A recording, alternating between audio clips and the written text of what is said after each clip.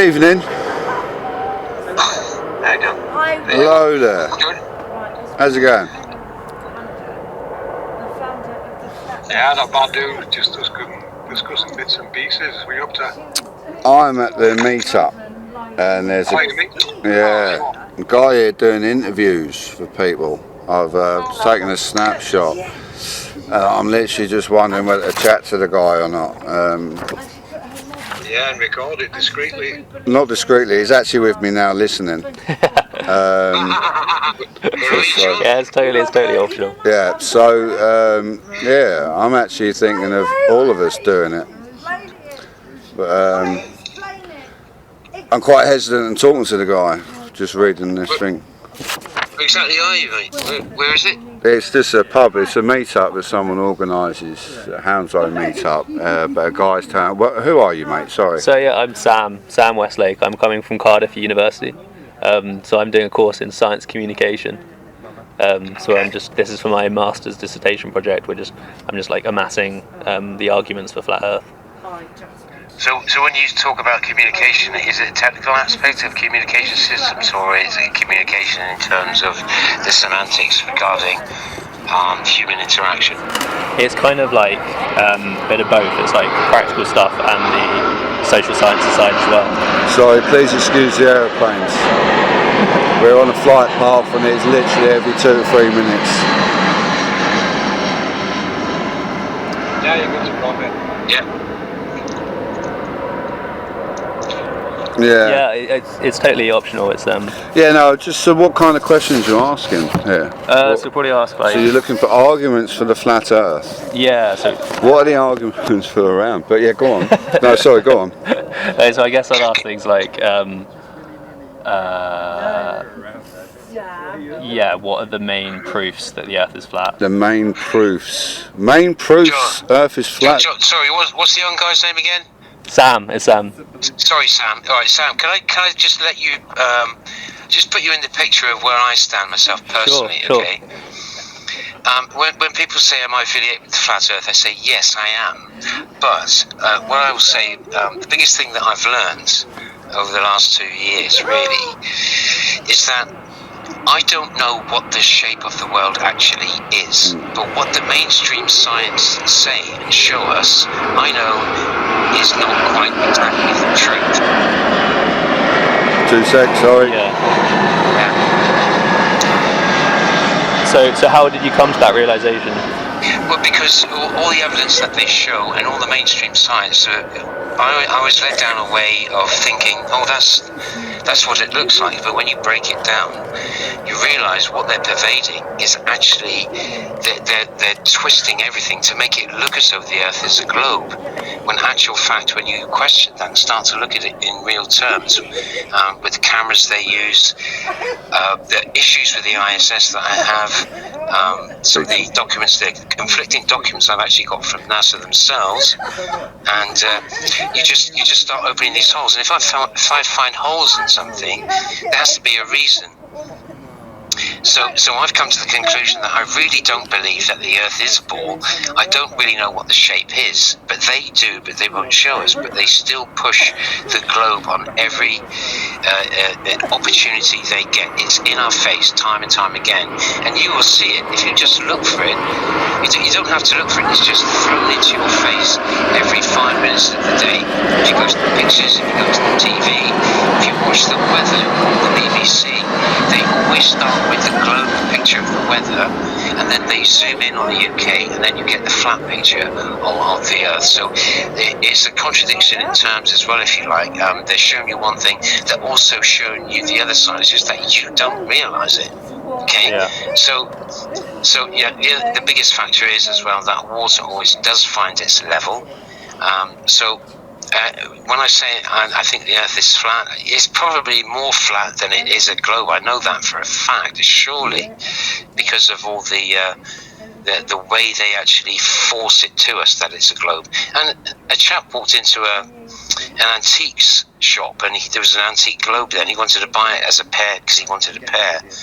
And the chap asked him how much it was, and I just turned around and I said to this guy, I said, it's funny, isn't it? I said, you never see globes on a ship's bridge, do you? You always have 2D charts there, you know. And he just looked at me in a strange way. But that simple sort of just stance just actually started to make him think, to go and have a look at it further, you know, because everything that we're presented with isn't exactly true. But you have to follow your own path and come to your own conclusions, as I have. I don't ram it down people's throat, but I question it about what they do show. Yeah. So, 2 seconds, sorry. I can't put any plane in that sound. Sorry, airplane going over. I can't put any plane in that sound. It's So it sounds like it's something that you need to investigate for yourself. Yeah, each person has to do it themselves. You can't, otherwise you believe in someone. Yeah, and each person tends to have a similar story, but they come to it in their own sort of way. And for me, it was the stars. Yeah. You know. I mean, I spent years looking at NASA and loving everything about space, the universe, and I believed they were hiding something. And I thought they were hiding alien technology or aliens themselves. I really thought they were hiding. And I felt something in my gut that there was something wrong with NASA, that they were hiding something. And I thought it was the UFO technology or aliens that we'd been contacted. They were hiding everything. What with Area 51? I was right into it, you know, and I thought, something has to come out with the more and more people have mobile phones. Somebody's going to catch something at some point. And 10 years later, I'm still waiting. And what I worked out is what they actually were hiding wasn't aliens and UFOs. They were hiding the environment, the realm that we lived in. So airplane. So they're hiding the realm. They're hiding what it is we're actually on. So then I started to look at, well, space and everything is true, but then I started to find these astrophysicists and astronomers that had been kicked out of mainstream because their whole rhetoric and their statistical analysis of their research went against the Big Bang Theory and blue and redshift.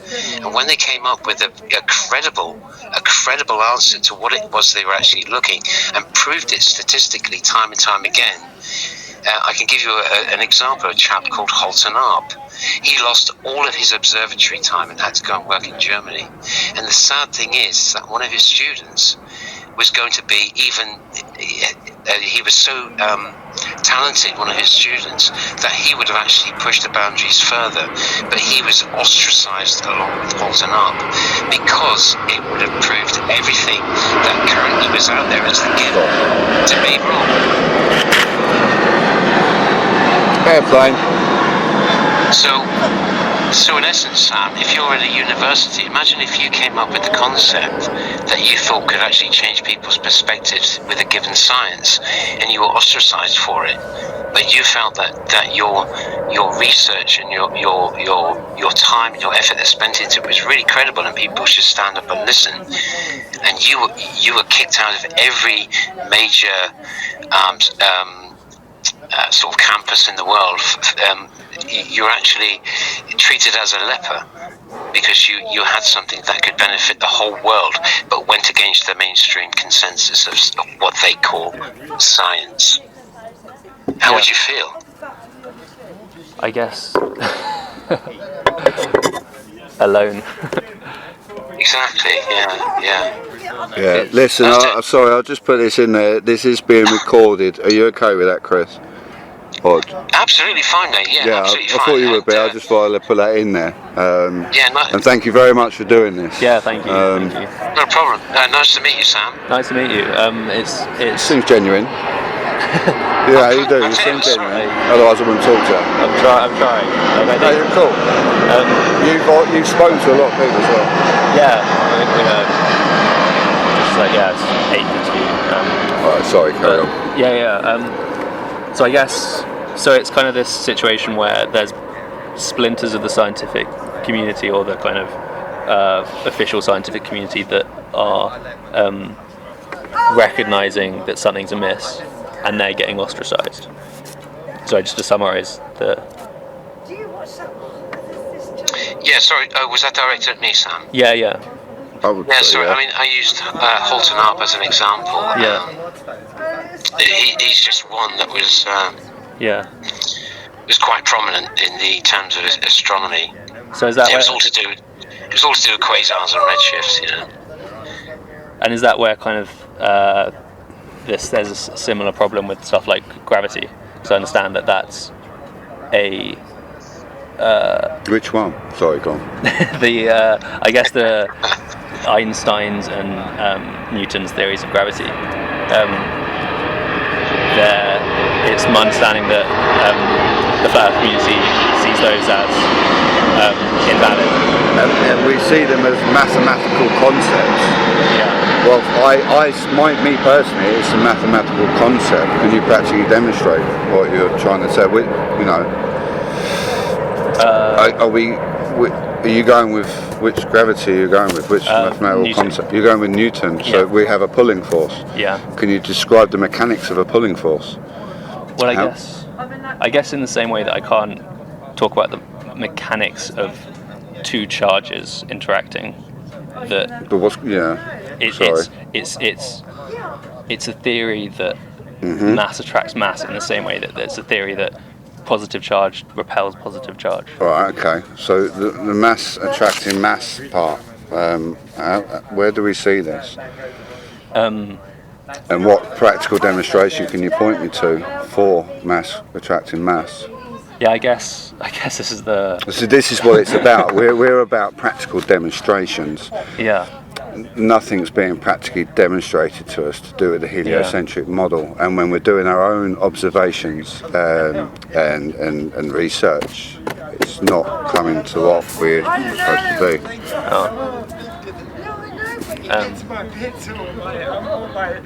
G'day. You all there? Sorry, yeah. No worries. Just stop it. This is why I only like taking it so far. Shit. 2 secs. No worries, man. Using my pips.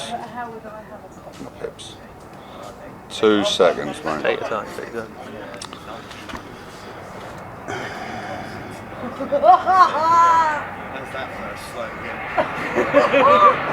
Baby, I need to do me a massive favour. Can you send me over a gigabyte of fix, please? Thank you.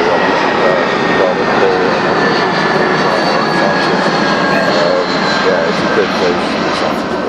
I'll explain later.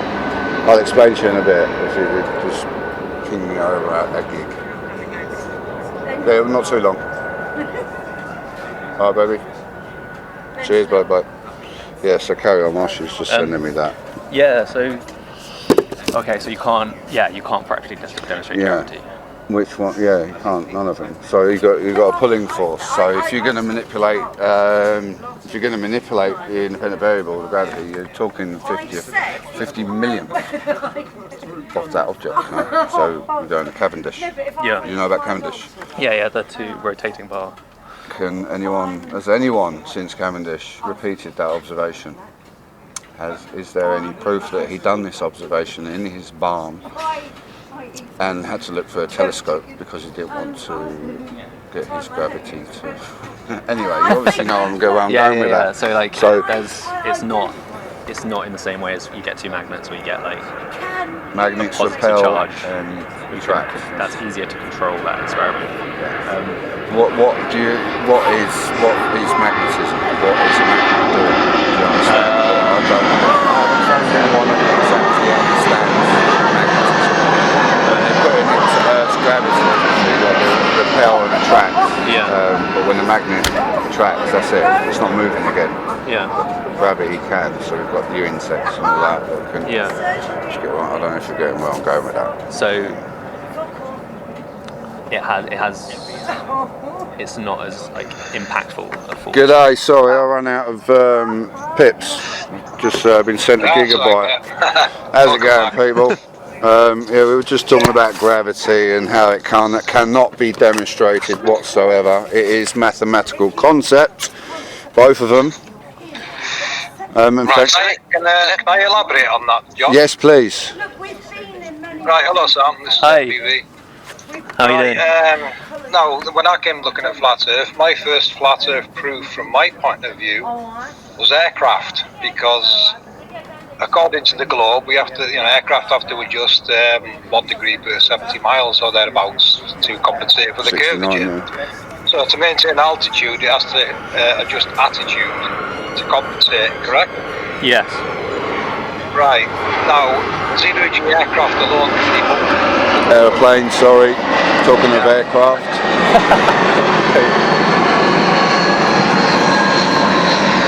Yeah, good job we're talking Yep. about them, isn't it? Back. Right, now jumping back to the zero-G aircraft, right? Yeah. At 40-degree pitch of attitude and beyond, passengers go into free fall.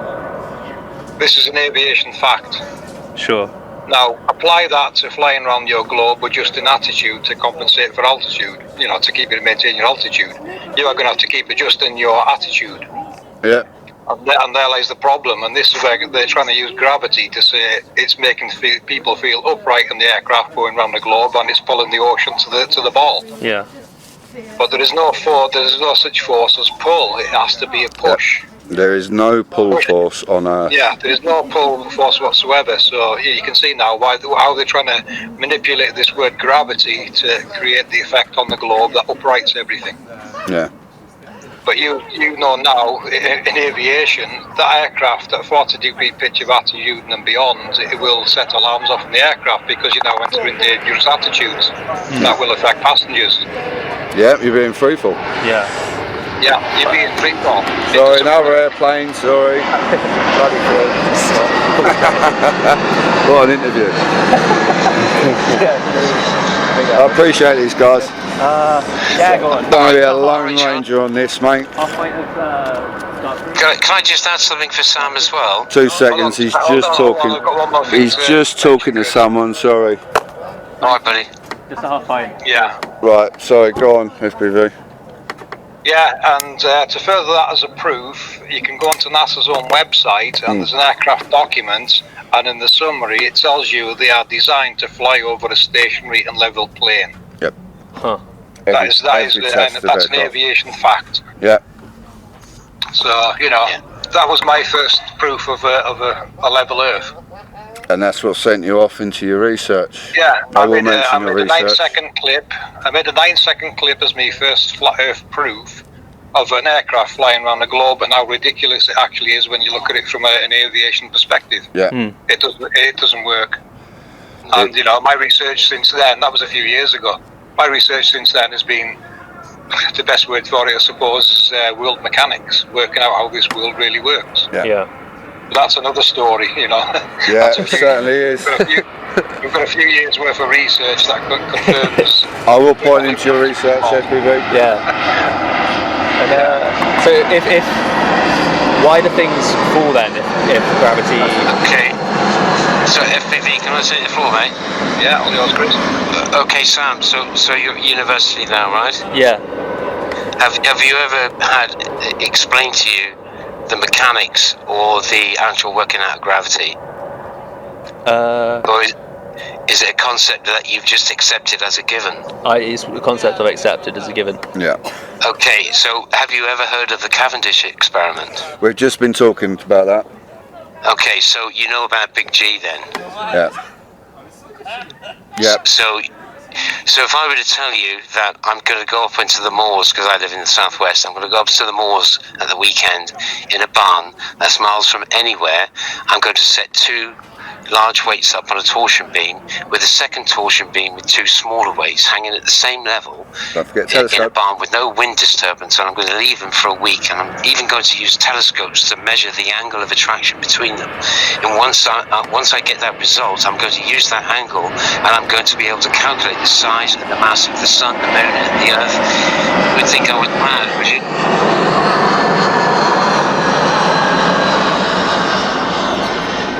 Yeah. So the attraction of those 2 bodies that are standing in what supposedly is free space is where the big G comes from, and they chose to use that as a basis of Newton's gravitational equation. So it's just from one experiment, which they refer to time and time again, without taking into account any electrostatics that may have built up on any of the different materials that Cavendish had used in his experiment. And let's face it, if you want to work out the gravitational pull force, or whatever you want to call it, you have to be outside of any influence of gravity in the first place, wouldn't you? If you wanted to measure magnetism, you have to make sure that you're immune to any outside magnetic interference, wouldn't you? Yeah. So how could you even construe a formula once you're basing your calculations whilst you're within a gravitational field, as it were? Yep. Understood. Airplane.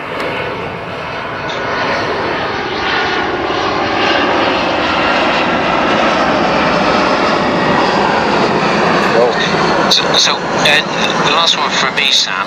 Have you heard of something called the inverse square law? Yes.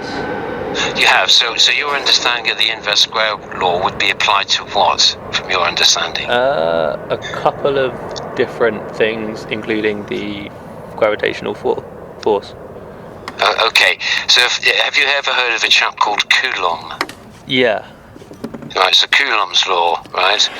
When he dealt with electrostatics, that his actual electrostatics inverse square law was determined from two bodies of electrostatic So much. attraction. So if you had a positively charged body and a less, I don't say negatively charged, a less positively charged body, they would want to attract. So the attraction between these two bodies, like Coulomb stated, was the inverse square of the distance between the two bodies. So they've taken that and attributed it to bodies in free space, such as planets, what they call planets. And they've attributed the electrostatic law to gravity. With no basis or with which to do that. That's right. Airplane.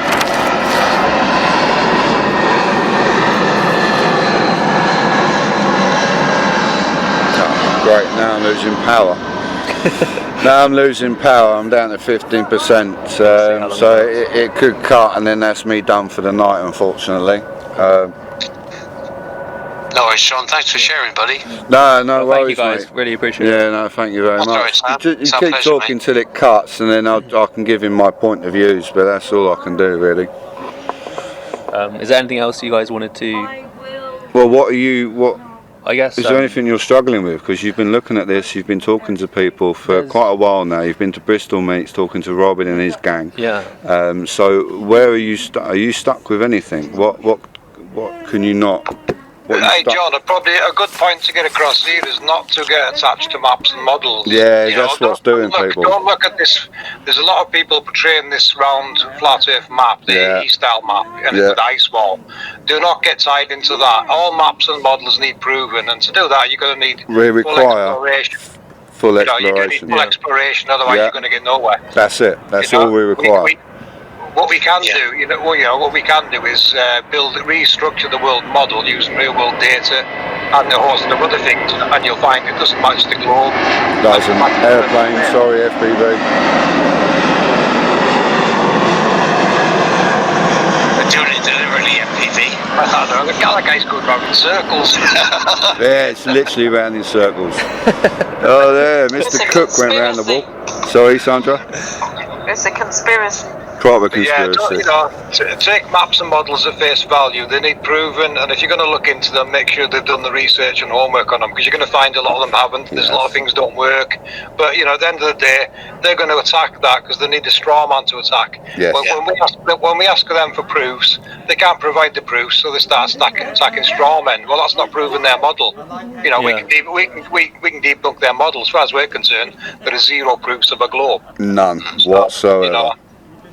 They cannot prove it. It's just pretty much as I said as an opening salvo, Sam, is that I don't know what the shape is. If anybody knows, all the authorities do know. They know the extremities of how far they can go and where they've been, right? Yeah, they're not going to tell us that. And I'll give you another statistic, because I love statistics as well as timelines.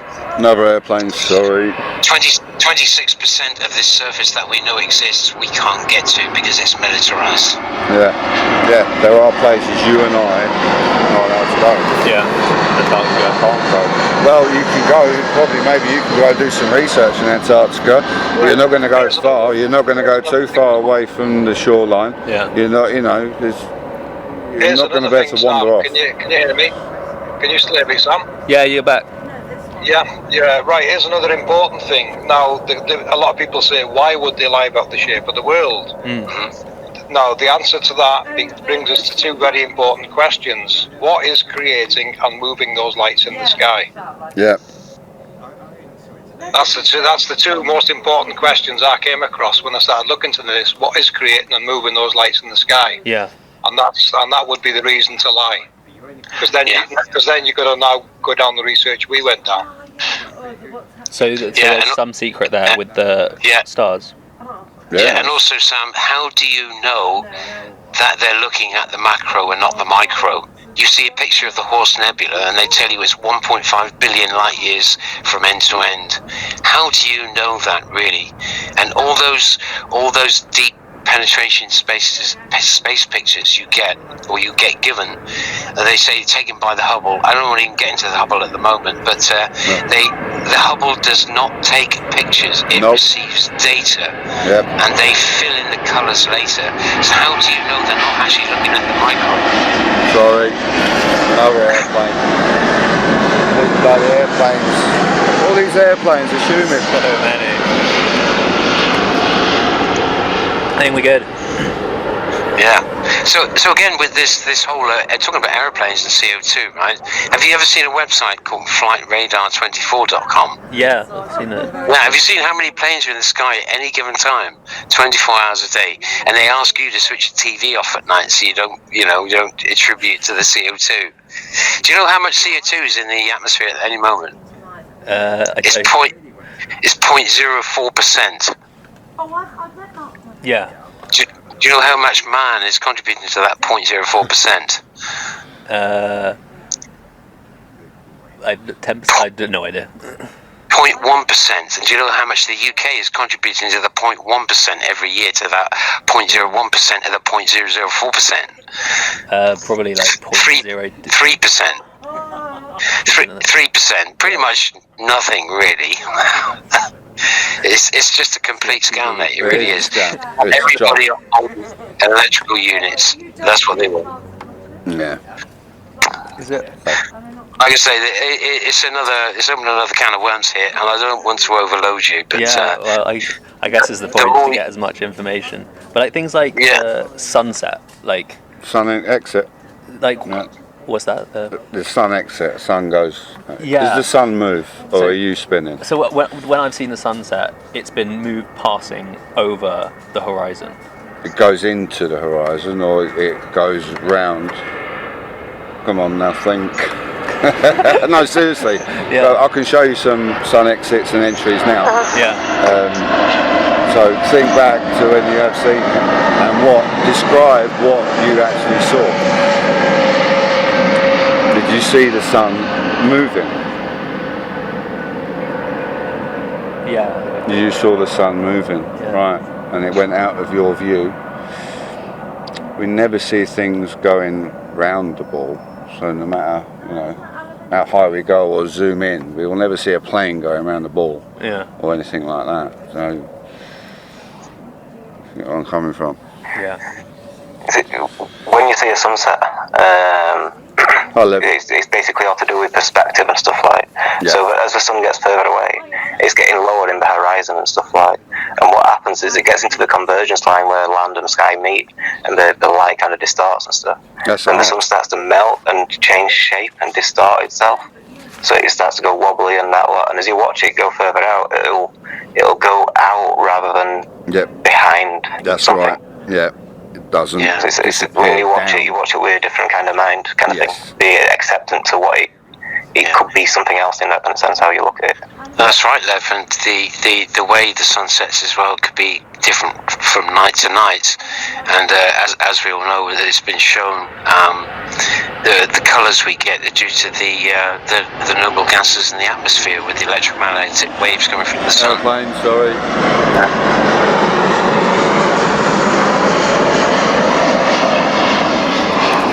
Yeah, the gases. Different atmospheric conditions and stuff like that. So sometimes you won't see the sunset. You'll see it set into the clouds rather than the horizon. Yeah. You know what I mean? Quite often.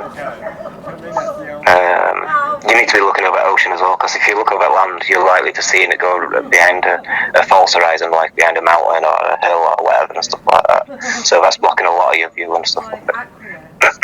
Yeah, water's a good So you do one. need to do. Yeah. Yeah. So yeah, sure. Any other questions? What is If you want to see how the information, I guess. If you want to see how the seasons could work on a possible alternative model that is a work in production, check out our seasons video on my channel. I will point him definitely to channels. If you're cool with that, I will point him in your direction. Yeah, I mean our research, it does look into the world mechanics. We decode and research geopetro, hieroglyphs, sacred geometry, scriptures, Enoch, you name it. We look at it all and factor it in and decode it into actually a world model that actually works. With all real world data. Yeah, we use real world data, so you can check that on the seasons video to see how the seasons would work on a possible alternative model. Wow. Yes, what a journey. Is there anything that other flatties have said to you that you've kind of proven wrong, or you've... I guess one thing I've thought about is the argument that what you feel as a sensation, the Earth spinning and it spinning around the solar system.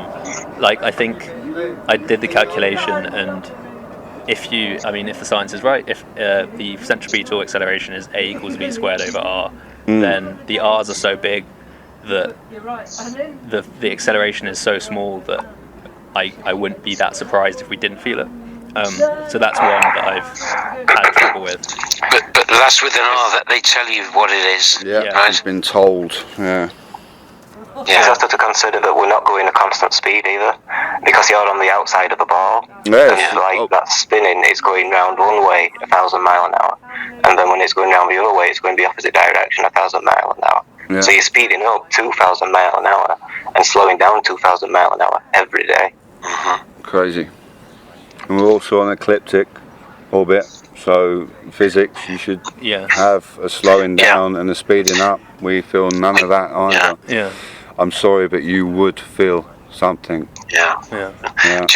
During our summer, the sun is 50,000 miles further away than it is in our winter. Yes. Yeah, that's alarm bells there. So again, during the summer, just think about it logically, Sam. Okay, if I have the sun in the sky and it's the summer, I can feel the sun on my skin, right? And then at night it's still warm also, because we're in the summer. We just sort of like saying, but the sun's on the other side of the world, right?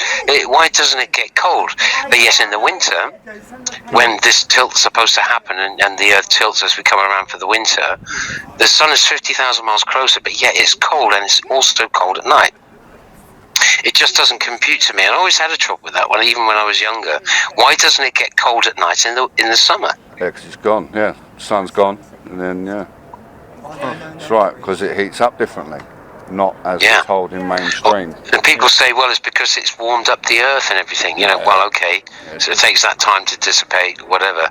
So, do you think yourself personally, Sam, that the sun is hot?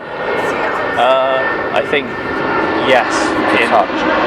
To touch it would be. There's processes going on in the sun, nuclear processes that release a huge amount of heat, and that what we feel is the electromagnetic waves that originate at that source, but none of the heat at the surface will reach us. It's just the waves Right. that reach us. So what's causing the heat within our environment then? The waves hitting the surface of the planet and being absorbed and then radiated back. Yeah. Re-radiate it back. Okay. Yeah, as you said. Right. Okay. That's what I've been taught. Yeah, that's it. Yeah. That's it. That's fair enough. That's what Yeah. you've been taught. That's it. Another thing we should point out here is, we've had this argument for a few years, and people pointing at lights in the sky are not proofs of the ground we're standing upon. They're just proofs of there's a light in the sky, basically, and everyone's guessing at what it's actually doing. Yeah. That is not proof of a globe. No, but I get on that. Lights in the sky can work on. You could make it work on a banana. Yeah, Del showed that in his video, bless him. That was a good vid. Listen, I've got 5%. If it cuts, thank you so much. I'll speak to you when I get home. But yeah, carry on till it cuts, dudes. Excellent. Alright, John. Alright.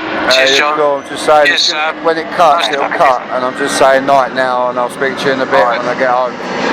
You're welcome to continue talking. You've been a massive help, and I'm just saying, it's cut. All that speech. Well, that was a good time. So yeah, did you need me to do any of this?